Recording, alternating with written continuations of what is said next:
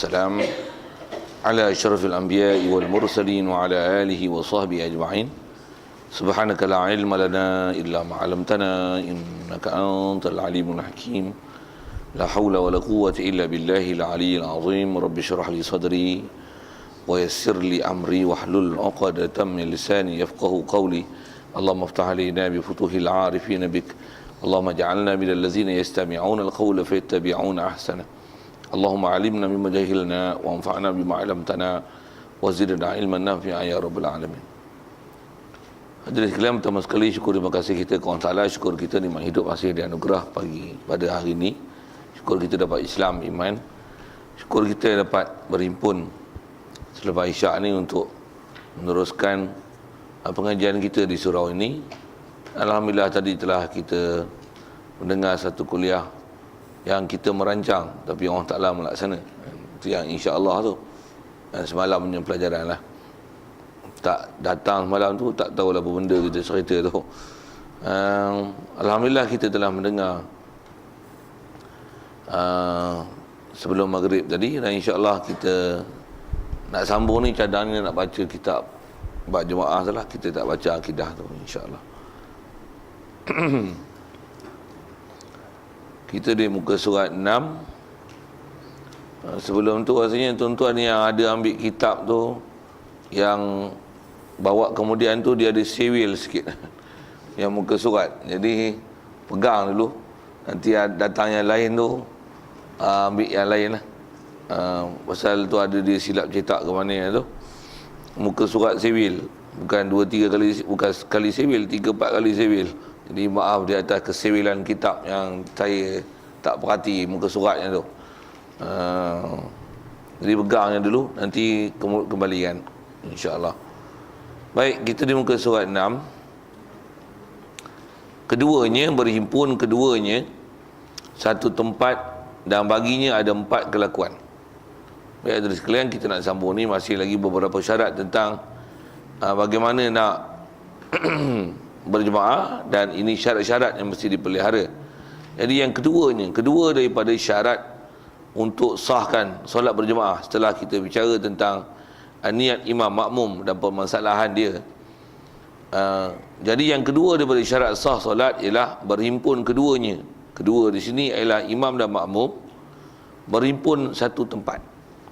Jadi untuk sah berjemaah mesti berhimpun pada satu tempat. Kalau lihat dengan syarat itu, dengan kaedah mudah aja. Kalau imam di Kuala Lumpur, kita di Pangkalan Peguh, kan? Sah ke? Pasal apa? Jauh. Macam mana pun jauh tu, berapa dobit dia, apa syarat dia? Yang ni yang nak dilihatkan pendetilannya. Jadi macam mana pun satu tempat. Satu fenomena yang kita lihat bila orang jahil dalam bab ni, sebelum tengok apa dia nak bagi syarat dan penjelasan yang kita nak kena jaga itu, selalunya kadang-kadang fenomena ni berlaku sampai orang pergi Mekah lagi. Bila semayang pula duduk hotel tinggi-tinggi, tak turun Masjidil Haram. Masjidil Haram memang nampak depan mata dia, kan? Tapi dia semayang kat hotel, imam dekat dekat Masjidil Haram. Soal, sah? Pasal apa pula? Nampak. Yang tu jauh ke apa ke nanti tengok. Kadang-kadang alasan kita, kadang-kadang dekat sekalipun, jika tak menepati piawaian, tak sah. Antaranya kita tengok nanti apa yang disebut. Kadang-kadang kita kalau tegur pun sebut, kadang-kadang sebut dengan mulut, tak ada rujukan, orang tak apa nak pakai. Yang ni yang kita mengaji dengan berkitab, kan. Saya nak sebut tu ialah kadang-kadang dekat, tapi dekat pun kalau dah tak betul dan tak cukup syarat, tak sah. Misalnya kalau macam suasana surau kita lah, di surau, imam sini, bukan Putrajaya lah, makmum sebelah tu, tapi sebelah dinding ni. Pintu kat sini, yang ni pula surau, bukan masjid. Kita sembahyang kat sini, makmum kat luar, sah? Kenapa pula? Dekat je. Yang tu yang tempat-tempat yang kena perhati. Kalau dah tahu tu, boleh jawab tu, maksudnya dah ada pengetahuan lah, kan. Cuma bagi mantap elok-elok, esok kalau ada orang tak percaya, ambil kitab baca, tak usah kita baca, suruh dia baca. Pasal kadang-kadang orang tak belajar ni, Dia jahil, dia jadi musuh dengan apa yang dia tak tahu. Yang itulah masalah kita. Kita nak bagi dia tak musuh tu, bagi dia berjinak tu, bagi pengetahuan kat dia, insya-Allah. Dia degil juga sepak sekali. Okey. Itu kaedah hikmah dia tu. Cara lembut pun hikmah, keras pun hikmah juga. Baik. Jadi di atas syarat itu mestilah berhimpun pada satu tempat. Dan permasalahan ni kata dia bagi syarat kedua ini ataupun bagi masalah berhimpun ni ada 4 kelakuan, ada 4 hal. Setengah kitab disebut 2, tapi dengan perincian dia macam mana pun jadi 4. Yang ni disebut 4 terus. Baik. Kita perhati dia elok dia nak sebut apa. Kelakuan pertama. Baik. Keadaan pertama ialah imam dan makmum dalam masjid. Jadi nak faham masjid. Jadi benda besar yang kita nak lihat ialah masjid tu sendiri dulu. Ni surau masjid. Macam mana nak tahu beza surau masjid? Itu satu benda ilmu besar kena faham. Pasal bila gagal di situ, gagal lah faham mana masjid, mana surau, mana yang masjid, mana tak masjid. Pasal bila kita faham masjid, yang mana dalam sepadan masjid, kalau dia ialah masjid, dia akan dapat hukum ni lah. Jadi kalau kita surau, nanti hukum dia bukan masjid lah. Jadi kita tinggal hutang surau tu, kita faham masjid. Cuma nak ambil faham dobit masjid sikit. Macam mana nak beza masjid dengan surau? Membina. Ya, itu antara ayat yang betul tu. Antara sebab jadi masjid tak masjid ialah dia tak niat orang yang membina. Jadi kalau orang yang membina itu bilik dia, tanah dia, dan dia bina niat apa? Surau lah. Dia bina sekolah. Dia bina rumah. Dia niat masjid lah. Cuma bila masjid, dia tak akan jadi masjid, melainkan statusnya mesti wakaf. Pasal masjid dia tak boleh jadi status tak wakaf. Jadi kalau memang milik dia wakaf, sekalipun dia buat masjid itu sekangkang kera, buah pilah dengan bahasa itu tak. Maksudnya nisbah keluasan dia kecil, taklah besar, tak adalah menara, tak adalah kubah, tak ada buat jemaat pun. Tetapi pembinanya meniatkan untuk buat masjid, tanah-tanah dia, rumah-rumah dia, binaan-binaan dia. Masjid? Ya, masjid. Tak syarat untuk diri jemaat, masjid. Dan tak syarat untuk buat jemaat mesti masjid. Tak syarat. Jadi yang tu ialah ayat yang disebut untuk menunjukkan definisi masjid.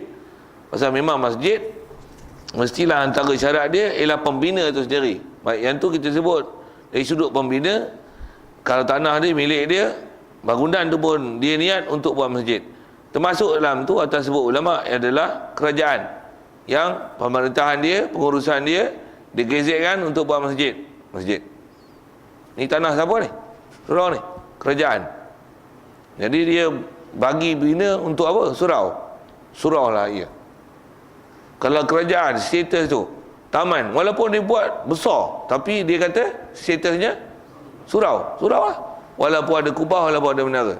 Pasal apa? Jawab. Di atas pembina. Siapa pembina itu? Kerajaan. Saya punya style baca macam tu lah kan. Kerajaan yang buat. Jadi dia buat di atas gezet kan apa? Surau lah. Kalau orang kata surau apa besar macam ni, berkubah, bermenara. Bukan masalah nak jadi masjid surau tu tentang kubah dan menara. Kita tak ada surau, tak ada menara apa pun, boleh jadi surau, boleh jadi masjid. Tak ada masalah. Dah berapa banyak masjid yang tak ada menara dan tak ada kubah. Pasal nak faham tu, mesti faham status masjid dan surau tu bukan di atas kaedah rupa binaan, tetapi di atas niat orang membina, sama ada individu yang membina yang niatkan masjid ataupun orang yang ada wilayah, orang ada pemerintahan, orang ada kuasa membina masjid, maka dia lah masjid.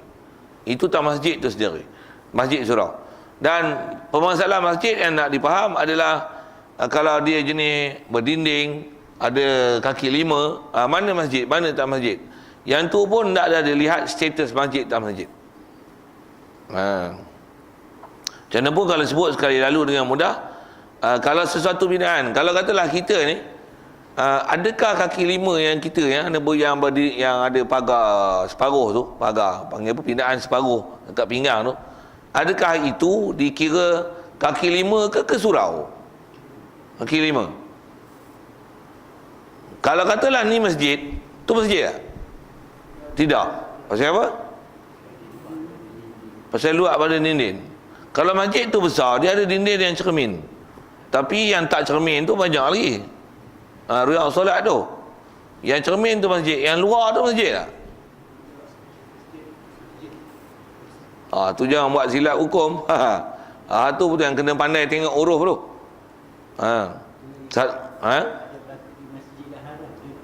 Ya. Mamar apa?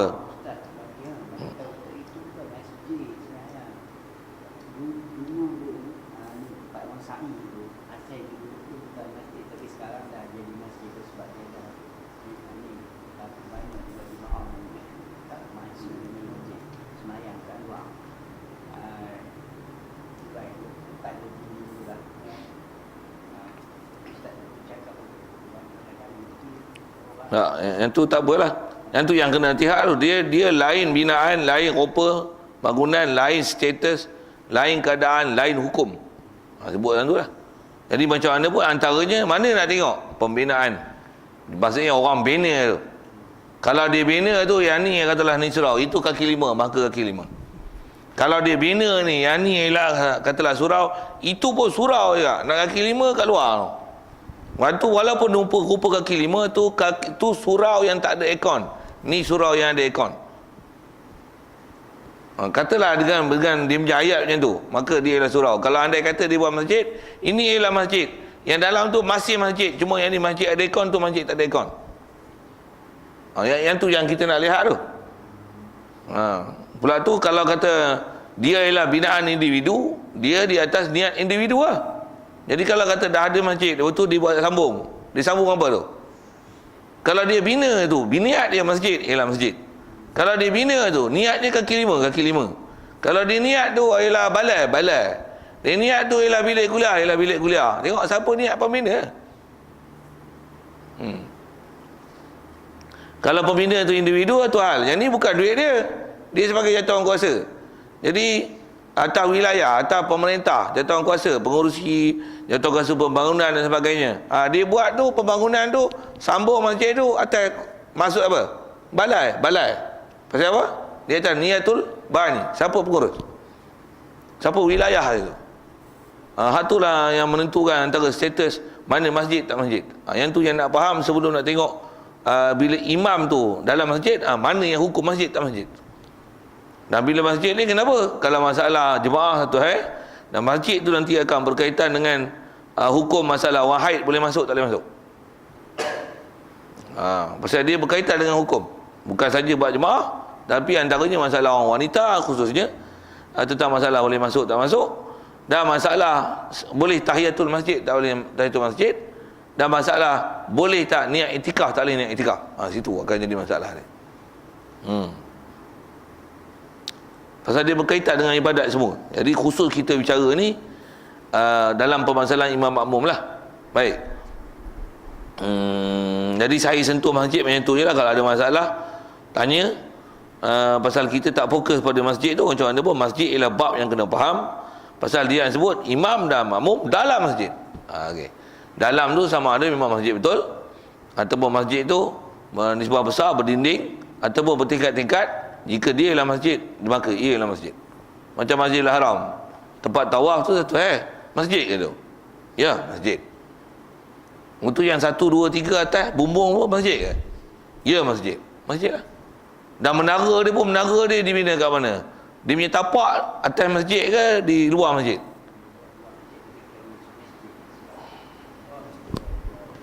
Tengok menara. Saya tanya tu, menara Masjidil Haram saya tanya tu.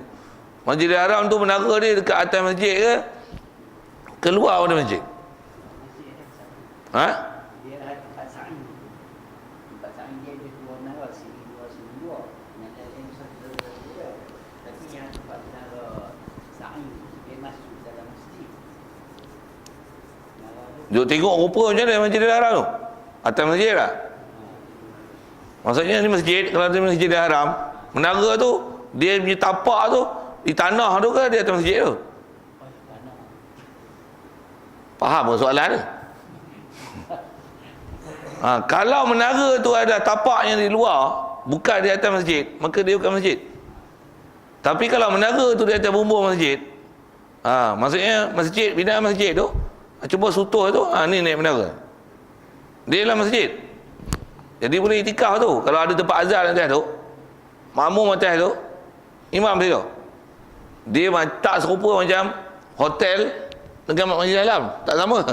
Pasal hotel ialah hotel, ni lah menara masjid yang kaki dia atas bumbung masjid, dia dalam masjid.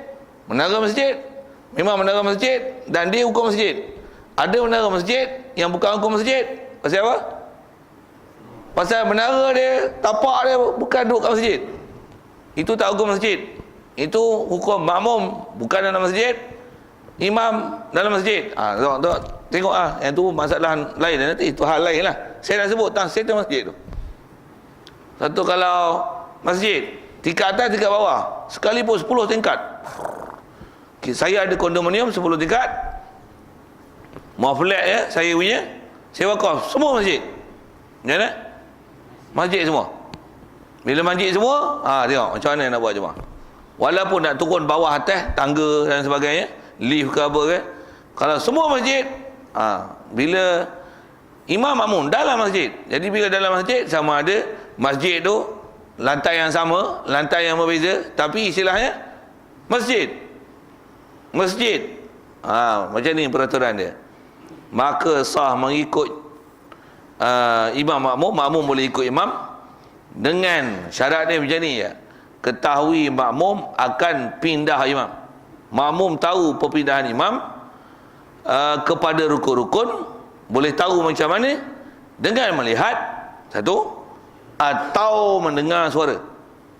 Dengar suara ni, dengar yang original atau yang melalui pembesar suara. Janji boleh mendengar suara. Lihat pun sama ada lihat dengan mata atau lihat menggunakan CCTV, TV litar, apa seumpama tu. Istilahnya boleh lihat. Lihat tu pakai cermin, pakai kantar, apa saja boleh lihat kan. Dalam masjid. Dia boleh mendengar suara imam, ataupun kalau tak imam pun dia boleh dengar atau boleh lihat. Tak kena masalah dengar ni. Boleh mendengar mubaligh. Apa mubaligh? Mubaligh dakwah. Mubaligh ni adalah orang yang tukang menyampaikan suara imam apabila suara imam tak didengari. Tu mubaligh. Dan memang ada ke pensyariatan mubaligh? Ya, ketika macam tu. Mubaligh ni disyariatkan apabila imam suara pelan, yang makmum yang sebegitu ramai tak support dengan suara imam, disebabkan tak ada pembesar suara ataupun seumpama itu, maka pada masa itu baru disyariatkan mubaligh. Macam mana pun suara mubaligh, asal kita bicara suara mubaligh itu ialah antara indikator untuk boleh kita lihat, ada sebagai arah ukur untuk melihat boleh kita ikut imam ataupun tidak, dengan sebab kita tahu perpindahan dengan dengar suara mubaligh itu, sama ada imam atau mubaligh. Macam mana pun nak syarah ke mubaligh itu sikit. Kalau macam kat Masjidil Haram, suara imam dengar, untuk perlukah mubaligh? Tak. Satu cara sembahyang Masjidil Haram tu tak betul. Kalau kita tambah tengok dalam fiqh Syafi'i, dia kata mubaligh macam tu dari sisi hukum boleh batal. Pasal apa pula? Kalau dia niat untuk memberikan tahu makmum di atas pergerakan imam, niat nak beri tahu, batal. Kalau itu saja niat dia. Pasal setiap apa-apa lafaz, walaupun lafaz tu disyariatkan untuk kita sebut. Kalau macam imam salah, kita tegur dengan subhanallah, tapi semata-mata niat tegur, batal. Nak syarah tu agak panjang kan, cuma saya nak sentuh tentang mubaligh tu. Jadi bila suara imam boleh dengar, apa perlu mubaligh? Menyemak kan. Imam pun suara deras pada mubaligh lagi. Imam pindah tu Allahu Akbar, mubaligh Allahu Akbar. Buat apa mubaligh? Sepak kan mubaligh tu. Dengar apa kan? Melainkan suara imam macam ni. Allahu Akbar. Siapa ada perasan tak? Mubaligh Allahu Akbar. Allah. Sami'allahu liman hamidah. Kita dalam Syafi'i bukan Rabbana lakal hamdu. Sami Allah liman hamidah juga. Walaupun imam sami Allah liman hamidah, macam mana dia sebut, kita pun sami Allah liman hamidah, dia Rabbana lakal hamdu, kita pun Rabbana lakal hamdu. Itu kaedah Syafi'i. Mazhab lain lah. Kita bukan baca fiqh mazhab lain, kita baca fiqh Syafi'i. Okay. Bukanlah kata mazhab lain itu tak betul, tapi peraturan Syafi'i macam tu. Yang ni Syafi'i, tapi amalan bodohi. Pasal apa bodohi? Pasal ikut-ikut je. Saja saya suka guna perkataan tu kan, bagi take alert sikit. Baik. Syarah kemubalih sikit. Tak faham tanya lain. Jadi kalau suara imam boleh didengari, tak perlu mubalih. Macam mana pun, kalau mubalih itu suara dia boleh didengar, yang membantu imam untuk makmum boleh buat pergerakan, maka suara mubalih itu adalah dikira dan dijadikan sebagai panduan untuk melihat kebolehan makmum mengikut imam. Kita nak lihat situ je. Dan kebolehan makmum ikut imam macam ni dengan tahu perpindahan dengan melihat atau dengar, jika jauh antara keduanya imam makmum tu lebih daripada 300 hasta sekalipun. Dia tak kira. So Masjidil Haram tu tengok dibesarkan 10 kali. Yang duk ada ni besar 10 kali. Masjidil Haram ialah Masjidil Haram.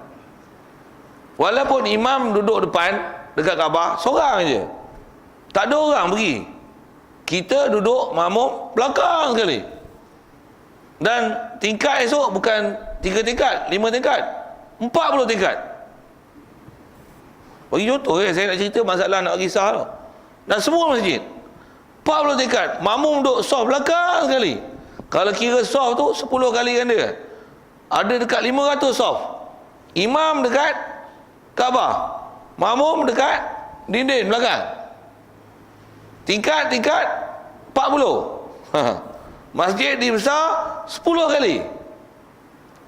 Pembesar suara macam imam duduk sebelah, TV lita duduk depan. Adalah gitu. Sah ikut. Sah berjemaah.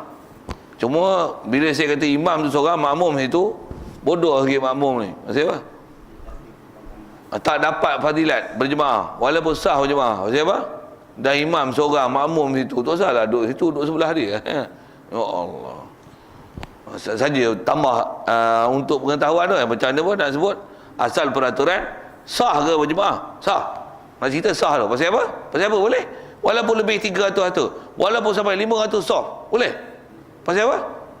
Dalam masjid. It is still masjid, you know. Ni sah. Kita nak tengok hukum situ lah. Kalau tu jauh je, bukan kira jauh, kira masjid. Dan kira dengar tak dengar, lihat tak lihat, tahu tak perpindahan imam. Kalau kita ni kecilnya tapi berdinding. Alah sebelah aja, tapi engkau dinding lain, aku dinding lain. Kau duduk sebelah, surau lah kau. Nak pergi kena bunuh belakang, tak sah. Masjid Haram sah, masjid lah weh, ni surau lah. Yang tu yang kadang orang terkecoh untuk faham. Dia tak faham status. Kita pun dia kata ada 4 hal. Kita baru tengok hal pertama. Tak habis. Tak habis ni tahun depan kita sambung. Tahun depan kan? Yelah, ciklah lawak sambil-sambil tak gelap tak apa tu. Okey, siap. Nah, jika jauh sekalipun, dan sekalipun diselangi dengan beberapa binaan. Antara binaan tu seperti dinding yang ada pintunya, ataupun sutuh. Sutuh ni bumbung yang rata macam kat Masjidil Haram tu lah kan. Bumbung yang rata kita boleh duduk atas tu. Malaysia panggil apa? Balcony ke? No. Maksudnya kalau macam rumah flat tu, dia kadang-kadang bumbung atas macam bumbung kita juga lah. Yang ni dia rata, dia simen semua. Siap ada kolam mandi apa atas tu, tempat parking helikopter. Apa tu? Panggil apa? Bumbung. Bumbung lah, kita panggil bumbung ada. Arah atas, arah bumbung. Arah bumbung. Roof. Apa dah? Top roof. Top roof. Top roof tu sutuh lah. Okey, siap. Jadi kalau saya buat jadi contoh ni, kondominium 100 tingkat, atas sekali tempat helikopter, kita duduk atas tu, dan semua di wakaf masjid. Owner dia wakaf masjid semua. Imam duduk bawah, makmum duduk atas. Tapi boleh dengar dan tahu pergerakan. Walaupun bertingkat-tingkat, walaupun nak turun pakai lift. Tu binaan dinding, bukan dinding, lantai. Dinding, bilik. Tapi semua wakaf masjid. Imam kat bawah, makmum kat atas. Dan tahu pergerakan imam. Sah. Siapa pula? Masjid. Dan hukum satu masjid. Siapa? Satu binaan. Kalau ni binaan lain, ni binaan lain. Tu binaan lain. Ni istilahnya satu bangunan, satu binaan. Cuma tingkat atas. Masjid. Macam Masjidil Haram, lapis. Saya sebut 40 tingkat tadi kan. Lapis. Apa? Masjid, satu binaan, hukum satu binaan. Tapi bila masjid, buat hotel. Nampak tu? Jangan nak buat bodoh tu. Duit banyak, mayang hotel duduk betul-betul bawah jam tu. Tak faham sudah. Jam apa benda tu? Tak faham sudah. Duduk bawah jam tu. Cermin punya besar, nampak? Boleh buka cermin tak? Semayang Masjidil Haram. Allahu Akbar. Bodoh. Plastik yang jumpa gitu. Memanglah banyak tu saya cerita tu. Dia main hantar buka cermin nampak dia ikut tu. Bodoh. Ni kita nak tengok siapa bodoh tak bodoh. Bodoh tu bukan saja buat semayang, habis semua bodoh. Umrah pun bodoh, haji pun bodoh, tawaf pun bodoh, sa'i pun bodoh. Ada sa'i bodoh. Ya, ada sa'i bodoh. Cerita tu panjang, nanti cerita buat haji. Panjang umur jumpa. Pasal saya bukan syarat buat haji. Nak pergi haji, pergi kat Masjid Diri. Saya duduk baca buat haji. Baik, selesai. Sekalipun kata dia diselangi seperti dinding yang ada pintu ataupun sutuh yang ada tangganya yang dapat lalu kepada imam pada adat, dan jika dengan berpaling daripada kiblat ataupun membelakangkan kiblat sekalipun untuk pergi imam kena pusing, kena turun, kena naik, kena pusing kau ni macam lift, kena turun lift, naik atas, turun bawah, sekalipun selagi dia masjid sah ikut antara makmum imam dengan syarat lihat atau dengar. Satu nak naik menara, naik pusing sampai atas. Makmum kat menara, imam dekat bawah. Tahu pergerakan imam, nampak pula tu. Boleh ikut jadi imam, makmum sah. Pasal apa? Tahu pergerakan. Dah masjid, sekalipun naik pusing, sekalipun nak turun pusing lagi. Ataupun naik lift, ataupun tangga atau sebagainya. Sah. Pasal apa? Masjid. Pasal masjid. Menara masjid. Dan saya sebut menara masjid tu, saya contoh tu Masjidil Haram lah, senang kan. Pasal dia duduk dalam masjid, dia duduk atas masjid. Berbeza dengan menara yang bukan duduk dalam masjid. Itu lain. Itu menara tu hukum binaan lain. Dia bukan masjid.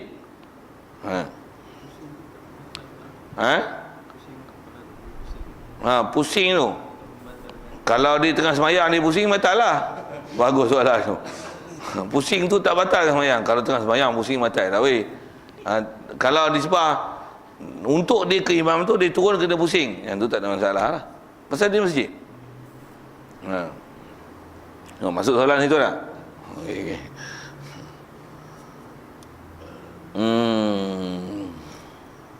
Dan jika katuk dia je belah tadi ni. Sekalipun dikatuk, bunyi tu lah, bunyi pelat style Kelantan dengan petani. Sekalipun dikatuk tu dia jangan hamzah kan. Tak bunyi tu, mengkatuk itu deh. Katuk kan, katuk. Apa? Tutup. Tu katuk. Bukan silap eja. Dia eja ikut dialek dah. Ni kena baca kitab Jawi payah lagi pada baca kitab Arab ni. Sekalipun dikatuk pintunya. Bunyi slang hak tu sikit lah. Sekalipun pintu tu ditutup ataupun diselak pintunya sekalipun dikunci pintu, tak ada masalah. Pasal apa?